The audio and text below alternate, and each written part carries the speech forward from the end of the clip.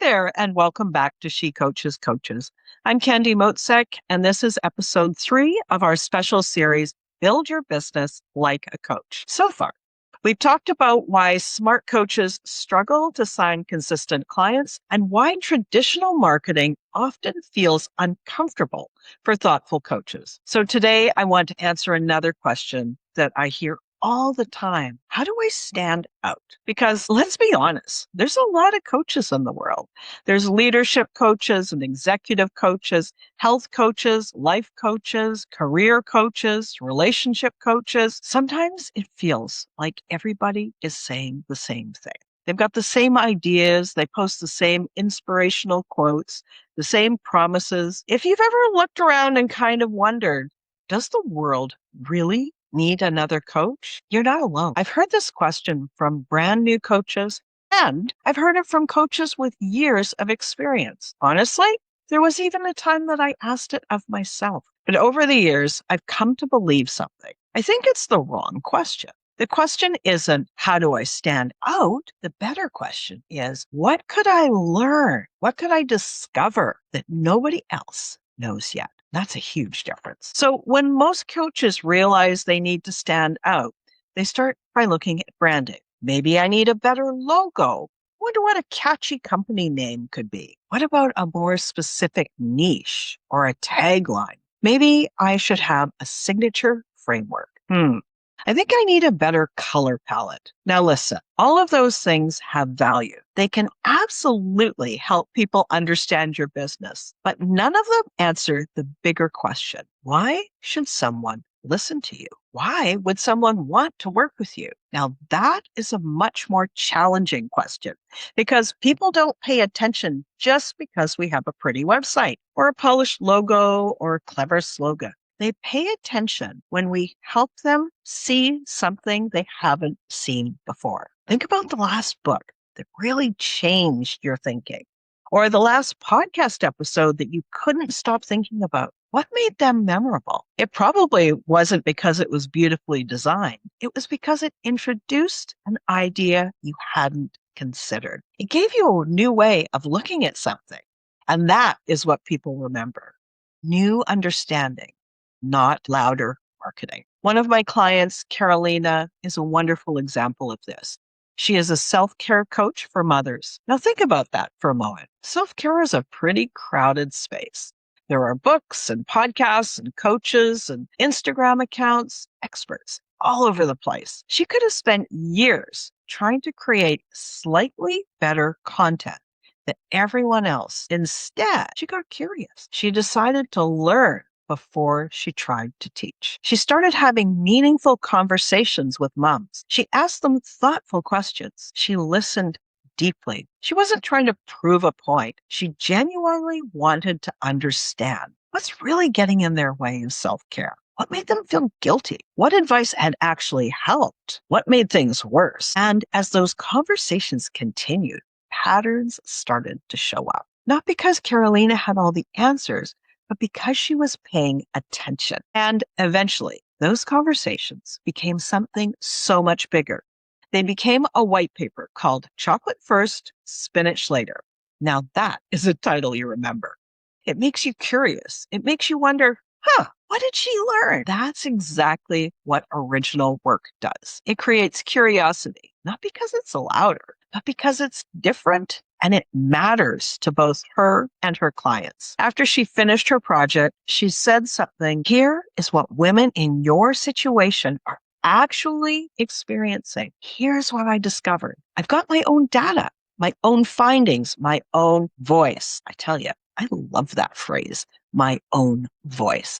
I think that that is what so many coaches are searching for. Not a louder voice, not a more polished voice, their own voice. And here's what I've noticed. You don't find your voice by sitting alone in your laptop thinking hard or asking ChatGPT to define your voice for you. You find it by listening, by asking questions, by feeling what's going on inside of you, becoming fascinated with the people that you're here to help. That is where original ideas begin. When I created the Coaching Business Growth Survey, I wasn't trying to become something different. I wasn't trying to create a blue ocean. Honestly, I was just curious and I was frustrated. I wanted to understand what independent coaches were experiencing because the industry reports didn't match what I was seeing from the coaches in my world. I wanted to stop guessing. I wanted to replace assumptions with understanding. And what happened next really surprised me. Not only did I discover things that changed my business, discovered that people started asking me different questions. So instead of saying, Candy, what do you coach about? They started saying, Candy, what are coaches telling you? That shift changed the kinds of conversations I was having. It changed the invitations that I received, and it changed my confidence. Not because I became more knowledgeable, but because I had become more observant. One of the unexpected things that happened after I completed that coaching business growth survey was that I stopped worrying so much about what I should say. And that was a big surprise. Before that survey, every week felt like kind of starting from scratch. What should my next podcast episode be about?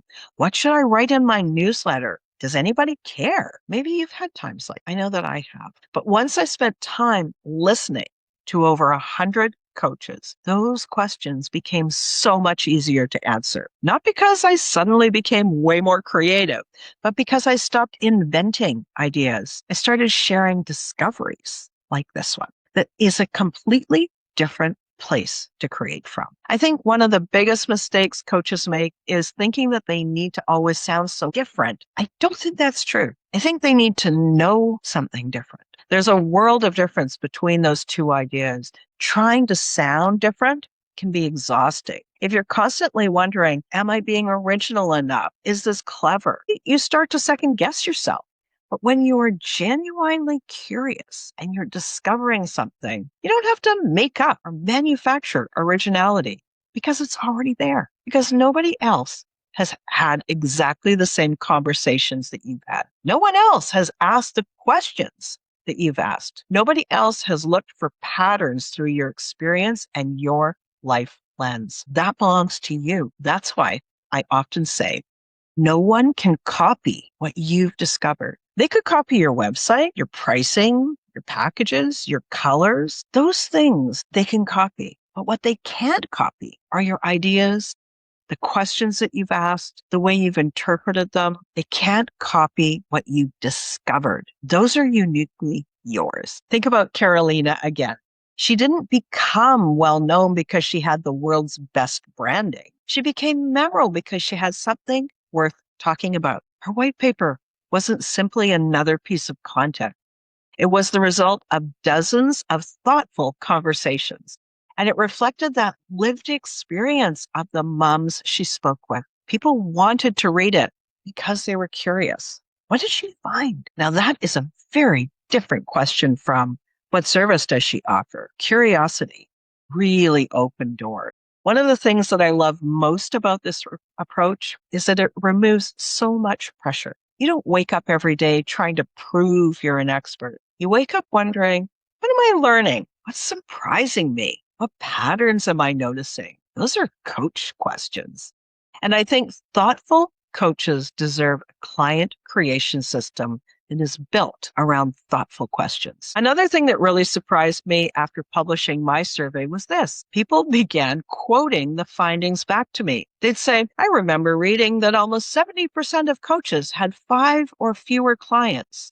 Or I was really interested that referrals and conversations are working so much better than constantly posting on the social media hamster wheel. That fascinated me because people weren't remembering me. They were remembering the discoveries that mattered to them. Think about that. That is how ideas spread.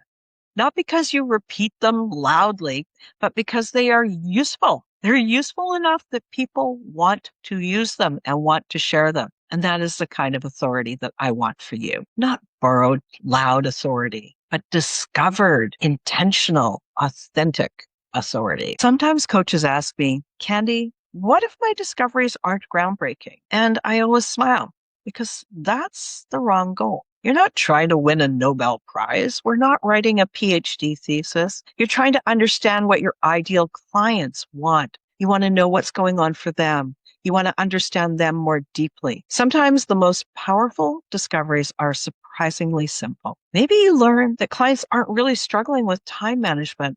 They're struggling with guilt. Maybe you discover that they're not really afraid of failure. They're afraid of what will happen to their relationships when they succeed. Maybe you discover that the advice that they've been given actually makes things harder for them. There's nothing world-changing about those discoveries, but they can completely change how you coach. And then they completely change the way you consistently attract clients. One of the reasons I believe this works so well for thoughtful coaches is because it doesn't ask you to perform. It asks you to pay attention. And that's something we're really good at. Think about your favorite coaching session ever. You're probably not thinking about what you're going to say next. You're listening. You're noticing. You're wondering, what are they saying? And you notice the things they don't say. That is exactly the mindset that can build a meaningful coaching business too. Not pretending or performing, but paying attention. So let me ask you something. If nobody could copy your discoveries, what questions would you want to explore? Not because they're trendy or popular,